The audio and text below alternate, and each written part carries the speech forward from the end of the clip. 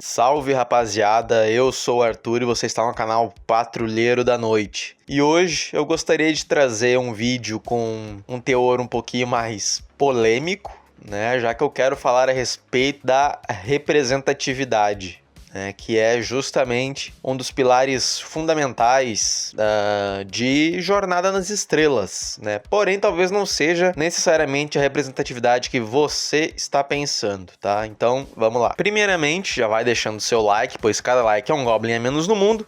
E torne-se membro da Patrulha da Noite, apertando o botão de se inscrever. Bom, rapaziada, já não é de hoje, né, que existe muito a coisa do Nerdola versus o Lacrola, né? Daí saiu um jogo novo, tem mulher protagonista, machismo, cara é 4.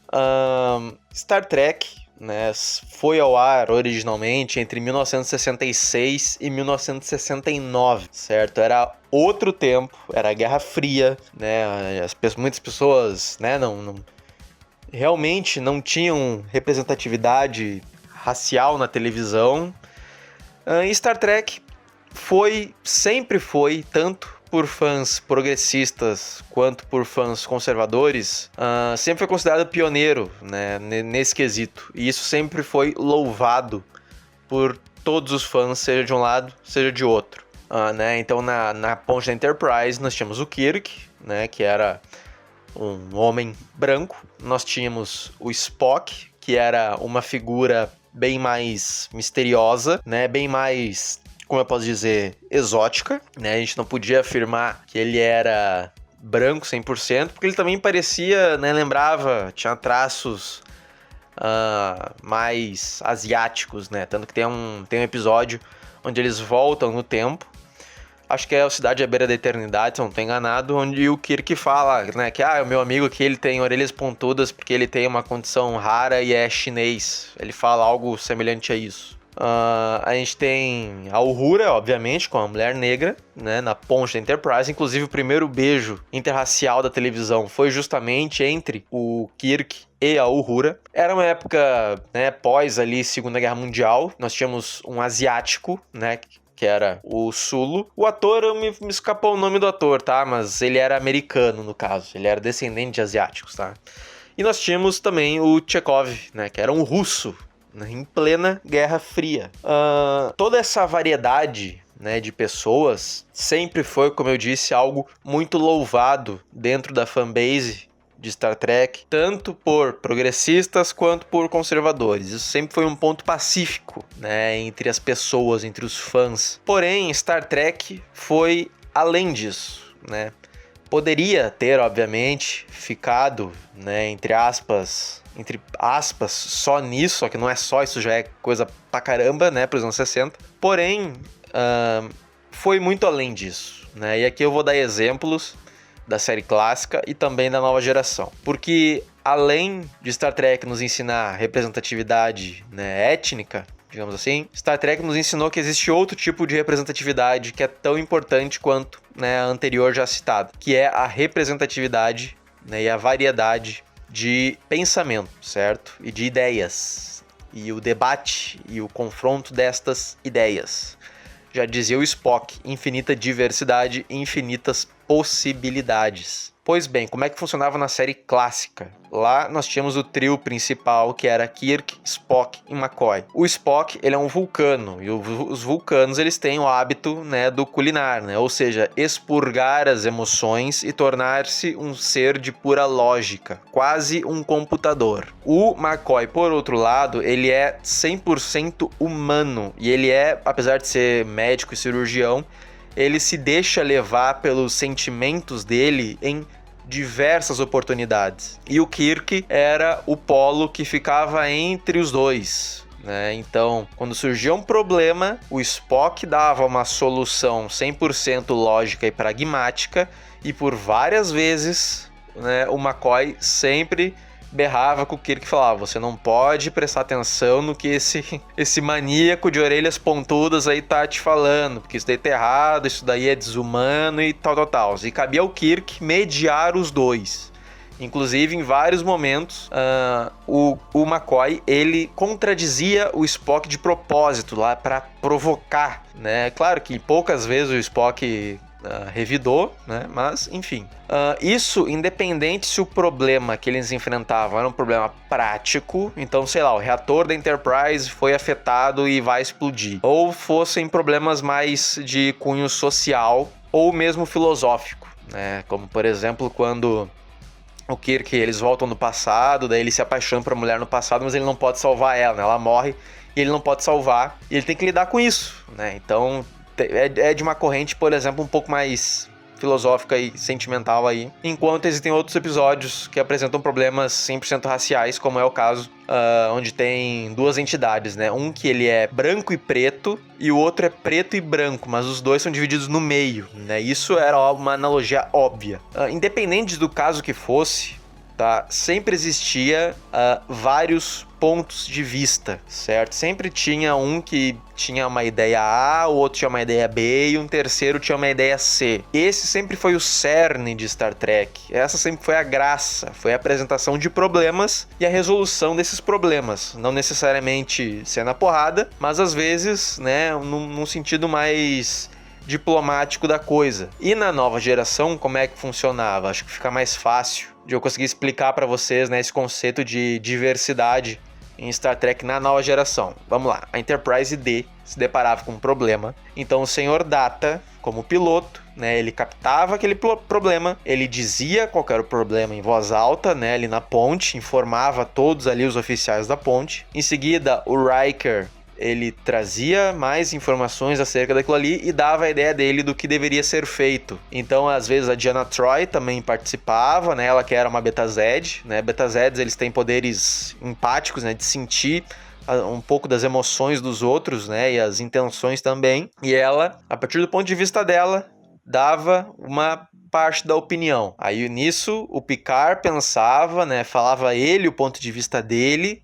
E às vezes o problema evoluía, né? Então o Sr. Worf completava a informação, né? Trazia novas informações acerca do problema que surgiu, do objeto. E do ponto de vista Klingon dele, geralmente o que o Sr. Worf propunha era estratégias de um ponto de vista mais bélico, né? Afinal de contas, ele era um Klingon, né? E Klingons gostavam de sair na porrada. E o Picard, ele era o responsável por mediar tudo isso. Então, em diversos episódios, nós temos diversos problemas, né? Como eu já disse, de ordem prática, filosófica e social, que foram debatidos através dos personagens. Cada um a partir do seu ponto de vista, né? Então o Worf geralmente era o cara mais da ação e dele surgiam ali ideias mais, entre aspas, práticas, né? O Picard, por outro lado, era um homem muito mais diplomático, ele não gostava de ir pelo caminho da violência, como o Worf geralmente sugeria, então a gente via como é que pode dizer, uma vertente um pouco mais branda, né? E no meio termo ali a gente tinha o pragmatismo robótico do Data, né? A gente tinha a Deanna Troi como uma coisa mais, né, a parte ali da simpatia pelos outros, né, da empatia, melhor dizendo, pelos outros. E a gente tinha o Riker que flutuava nesse meio termo, né? Então a série, através desse exemplo, nos ensina que, além da diversidade de pessoas mesmo, né, de cor de pele e de origens, a diversidade de pensamento, de ideias e de discussões são o melhor caminho para que nós possamos resolver os problemas que nós enfrentamos no nosso dia a dia. Esse sempre foi o pilar fundamental da franquia e foi trabalhando dessa forma que ela foi um sucesso por décadas, tá?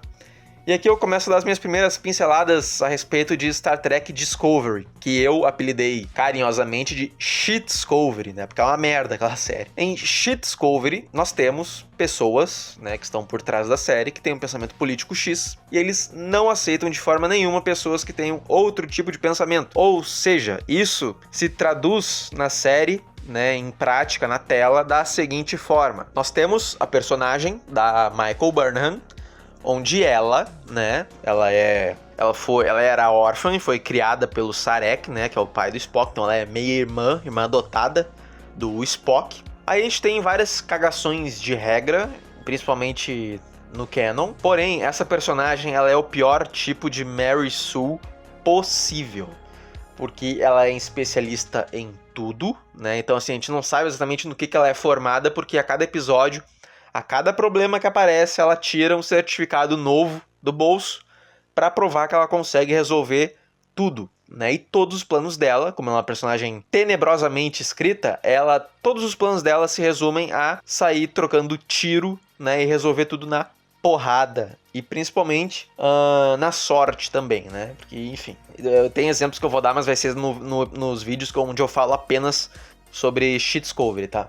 E essa personagem, não importa a cagada que ela faça, não importa o erro que ela cometa, ela, no final, sempre está certa, porque o roteiro quer que ela esteja certa. Então, se ela vai contra o capitão dela, o roteiro define que ela estava certa e todo mundo que está contra ela está errado, e no final tudo que ela planeja, tudo que ela faz, tudo dá sempre certo. A ideia dela é sempre a certa, é sempre a correta. Ela não tem defeitos, né? Ela é uma personagem criada em Vulcano, porém ela chora em, enfim, todos os episódios, o que não faz o menor sentido. Mas, enfim, né? E o pessoal que tá comandando Star Trek hoje enxerga a franquia como uma plataforma política. Ou seja, teve uma política democrata americana que o Alex Kurtzman, que é o cara que tá por trás dessa porcaria toda aí, gosta. O que ele fez? Ele pegou esta política, ele deu um papel pra ela numa das temporadas de Discovery, que eu acho que era a quarta ou a quinta. Acho que era a quarta. E ele colocou ela na série para dar holofote pra ela, para fazer propaganda política pra ela, sabe? Então, assim, Discovery é péssimo, porque dividiu, né, muito os fãs, né, rachou completamente a fanbase, principalmente em questões políticas, né, o que sempre foi pregado pela franquia, como eu já disse, era a discussão civilizada, né, era a discussão dos problemas para que a gente pudesse achar soluções. Hoje, o que nós temos da série, e isso vem de cima para baixo, é a imposição de uma ideia, né, já não há mais a discussão sobre, enfim, diversos temas, como sempre houve, né? Então é aquele ponto de vista ali, quem é o inimigo tá 100% errado, certo? A única exceção a isso, né, em Star Trek moderno é em Star Trek Picard terceira temporada, que é maravilhosa. Ao contrário das duas primeiras, que são um lixo completo, que, né, eu já fiz análise aqui junto com mecânicos, num vídeo que ficou bem longo, foi até um estilo podcast. Vocês podem ouvir lá depois. Então, acho que é mais ou menos isso. Sempre que uma pessoa vem falar, mas Star Trek sempre foi progressista, sempre foi, entre aspas, lacração. Não foi, tá? Não é assim que a banda toca. Antigamente nós tínhamos discussão, hoje nós temos coisas sendo impostas, né? Como eu dei exemplo aqui, né? Do Kurtzman levando a Democrata lá para fazer parte da série dele, tá? Strange New Worlds não foge disso, tá? São duas temporadas bem meia boca. Lower Decks é um lixo também, né? Um desenho que copia Rick e Morty. E cara, assim, a diversidade, como eu disse, ela é sim extremamente necessária. A gente precisa de pessoas que pensem diferente, mas que mirem, né, pra frente. Não adianta também um querer ir pra um lado, outro querer ir pro outro. E enfim, a história da franquia é essa, sempre foi. Star Trek, infelizmente, morreu, né?